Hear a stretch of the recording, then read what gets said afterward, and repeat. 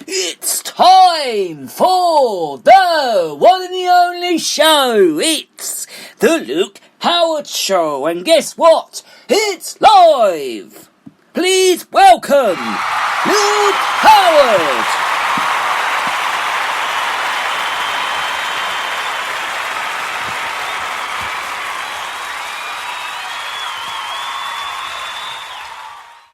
Morning. Hope everyone is well today. Morning. It is Thursday, the 6th of August. Wow, 6 days into August. I said yesterday, 5 days into August. Next day, we're 6 days into August. It is the 6th of August. Well, that can only mean one thing. It is the 6th of August, of course. Of course it is.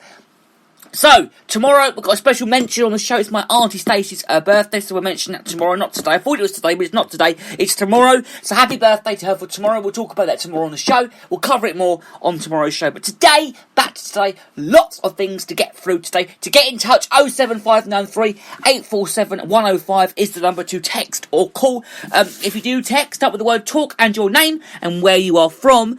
And of course, same with call. If you ring us, I will still get back to you, okay? I will still get back to you. Of course, when I'm on holiday, I must say, when I'm on my holiday, it is after Wednesday next week. I will put a, thing out on the show to say that I will reply to your email or anything to do with contact. I will get back to you on the 24th of August when I shall return. So we'll cover that next week on the show. I'll let you know about that. So I hope you had a lovely day. I hope your day is going very well. I know it's only 10:02 a.m, but I still hope your day is still going very, very well. And it's a not very great day here in Buntingford. It's a bit grim, a bit cloudy, overcast. Not overcast. It's just a bit cloudy. By looking out the window.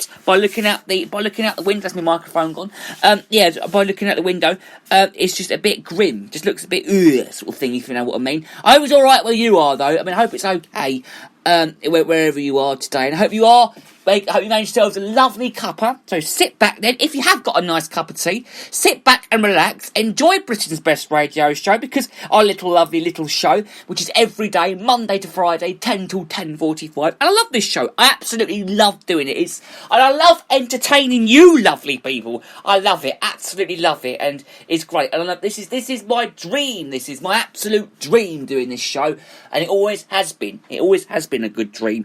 And it always will be. Of course it always will be. And if you are on holiday and you are listening to the show, I hope you're having a lovely holiday, whether you're at a camper van, because holidays are still going ahead, of course, this year. But everywhere I looked up the other day, everywhere else is still booked up. So if you are going away, of course, or even if you are away. Are you away now? Because if you are on holiday now, I hope it's going very well. Are you sitting by the beach listening to us? Are you at your camper van listening to us right now?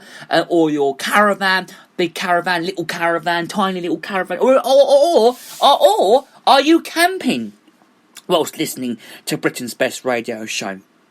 Do let us know. Or you can email us, GaryJHoward68@hotmail.com or 345457 at student.hrc.ac.uk. Now, I'm having a bit of trouble with my emails at the moment, trying to get hold of them.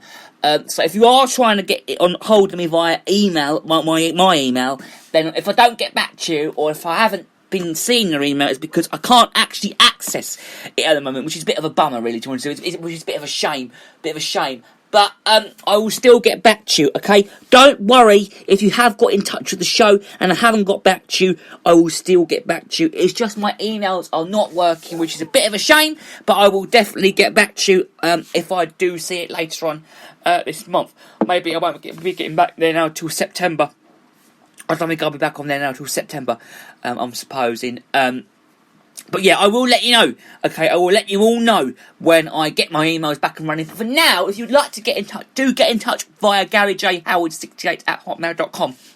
If you are getting in touch via email, I would actually suggest that is the best way to get in touch with the show, is via that email. Only at the moment, though, because I've had a bit of trouble, okay, with trying to access emails and stuff at the moment. So that's the only way to get in touch via email. Or use us on Instagram. Find us on Instagram at the Luke Howard fan page. Just leave a message there, okay? Leave a message on Instagram, and I shall get back to you. I shall get back to you via Instagram. Okay, it's at the Luke Howard, not at the Luke Howard fan page. Just put the Luke Howard fan page in on Instagram, and it'll come up with all my bits. But you have to request to follow it because it's a private account. I prefer to use a private account than not use a private account because anyone could go into it, you see. So get in touch with us on there and I will add you back. Even if you request to follow, do follow the show and I will request as well to follow you back. I'd love to hear from you via there. We'll use the hashtags, hashtag Luke Howard Show, hashtag listen to the Luke Howard Show. I don't actually look at the hashtags, but I will have a little look sometime this week to see if I've had anything via there, because I haven't actually had a look there yet, but I will have a look. So do let us know. So, that's me getting carried away again as usual. Always getting carried away. That's me. I get carried away a lot. I don't shut up talking, that's why. I went to the Edinburgh Woolly Mill the other day at Enfield. Lovely people there. And there were lovely people at the one at the Dobbies in Royston as well. We're going up to Royston tomorrow. I'm going to have my eye test tomorrow. So, watch out. Lads, Margaret, watch out, because I'll be up there tomorrow. I'll come and wind you all up tomorrow. I'm only joking. But I'll be up there tomorrow to see them all. So, lads and Scrivens. So looking forward to seeing them tomorrow. Tomorrow. Yeah. Right. Okay. So let me talk about what we're going to be discussing on the show today. Now, to lighten up the mood, I'll get to that in a little bit. But first, things that we're going to be discussing is a big piece of news that broke out overnight. There was a big explosion yesterday. This is Beirut, an explosion. Angry residents have demanded answers after the blast. We'll discuss that in any moment. One moment. We'll discuss that. And then I want to talk about the Bank of England, okay, the Bank of England, because it's downturn less severe than feared, of course, with COVID-19 going on at the moment. But we're going to sort of take a break from COVID-19 today, because I want to discuss something different, so I'll get to that in a minute. But, of course, it's a summer story. And we'll get to that in a minute. But, so we're talking about the Bank of England. And then, I'm going to get to it now. And then, later on, is it right, okay? This is so funny. To brighten up the mood, okay? We're talking about if it's right or wrong to pee in the pool. Do you think it's right to pee in the pool or not? Would you wee in your pool? Would you? Because you can't be bothered to get out the pool and go to the toilet. I've done it billion. Okay. I've done it billion. Yes, I have. I have done this billions of times, okay? Billions of times. We're talking if it's right to pee in the pool. Do you think it's right or wrong? Because I think I can't be bothered to... I used to never be bothered to get out of the pool to go to the toilet. So I used to just do me wee in the pool. I just didn't care. Just did it in the pool. Just weed in the pool.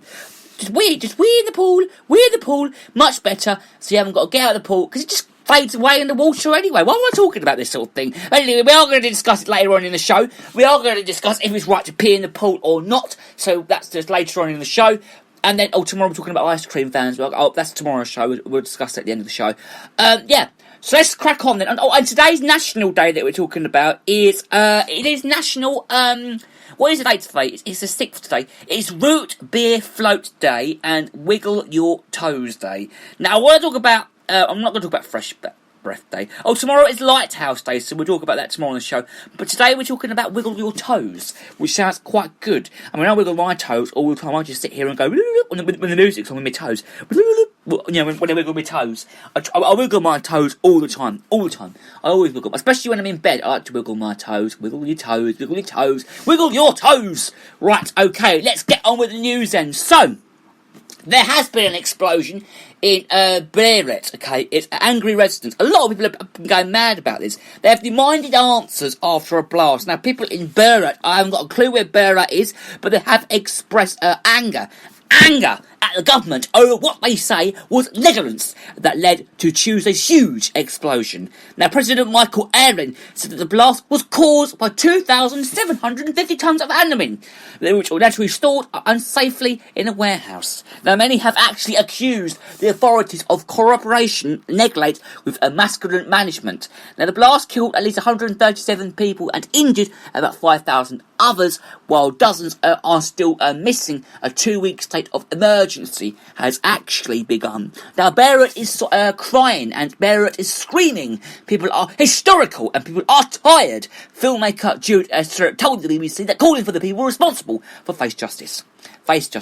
Now, Jodie Arrell, Beirut, this is a resident. She was currently in hospital, and she said, "I've known all this time that we are led by increment people and increment government. She said, but I tell you something, what have you done now is absolutely criminal. Now, yesterday, the government announced that a number of Berwick Port officials were placed under house arrest. I remember this, I saw the piece of news, I watched it, and it looked very, very distressing, but I'm not going to play the video today, but because it is very distressing, I'm not going to play it. And upsetting.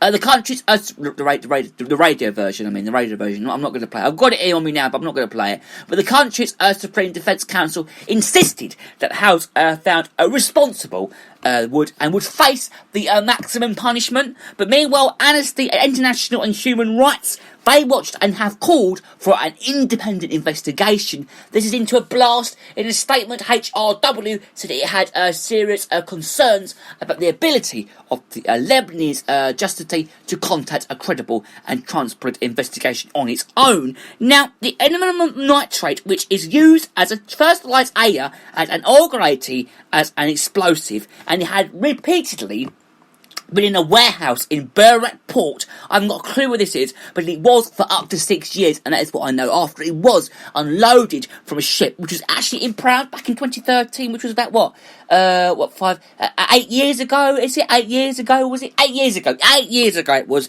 And the head of Berwick Port and the head of Customs Authority, they both told local media but that they had written to the justice several times, asking that the chemical could be exported to sold on to ensure port safety. Now, Port General Manager Hassan Corrigan told OTV that they had been aware that the material was dangerous when a court first ordered it stored in the warehouse, but not to this degree. But House arrest would appeal for all officials who have handled the affairs of storing the ammonium nitrate, guarding it, and handing the paperwork since June 2014, according to information Minister Manuel Abel Samid. Now, the animal nitrate arrived in Moldovan's flagship, the Rescues, which actually entered Berwick Port after suffering technical problems during its voyage from Georgia to Mozambique, according to the shiprated.com, which deals with shipping-related legal cases. But the Rosses was inspected and it was banned from leaving and was shortly afterwards abandoned by its owners. This was sparking several legal claims, and its cargo was stored in a port's warehouse in safety reasons.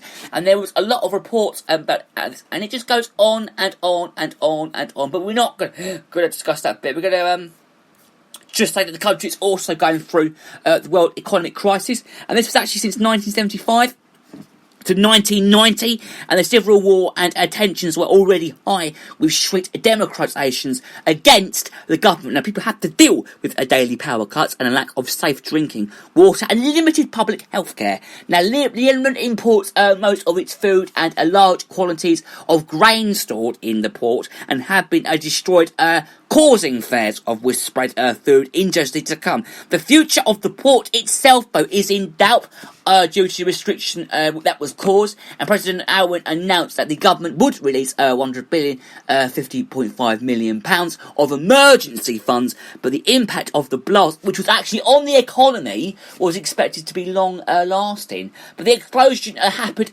close to the scene of a huge car bombing which killed former Prime Minister Rafik Hariri back in 2005, a veteran in the trial of 4 men accused of orchestrating the attack, and was due on Friday at a special court in the Netherlands, but has been postponed until the 18th of August out of respect of the victims of Tuesday's blast. Okay, we'll leave that story there then, I think, because we do want to move on to one more story. I want to cover one more story on the show now, and we're talking about the Bank of England, okay, the Bank of England, and okay, so the UK economic slump that was actually caused by COVID-19, and it was actually less severe from what it was meant to be expected, but the recovery will take longer. The Bank of England has said it expects the economy to shrink by 9.5% this year. Well, it will do, of course, with all of this what's going on at the moment, but while this will be the biggest annual decline in 100 years, it is not as sleek, though, as the bank's interior estimate of 14% concentration. Okay, right. However, the bank said unemployment was unlikely to rise. Well, of course it is. It is. With all this going on. With all this stuff that's going on at the moment. The bank system recovery had been earlier and more rapid than it had assumed back in May, and reflecting a faster easing of lockdown restrictions. Now, it's also said that spending and clothing and household furnishings was now back to pre-COVID levels,